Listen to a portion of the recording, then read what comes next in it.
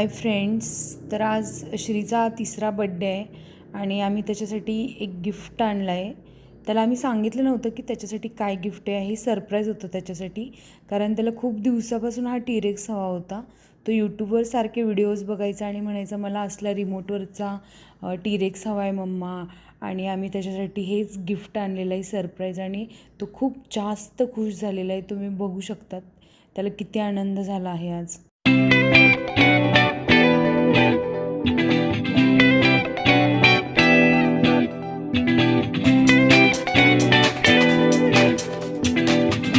त्याचं पहिलं सरप्राईज होतं ते म्हणजे त्याच्या बड्डेची थीम, जी की डायनासोरची थीम होती, आणि केकसुद्धा त्याचा पूर्ण डायनासोर थीमवर आधारित होता.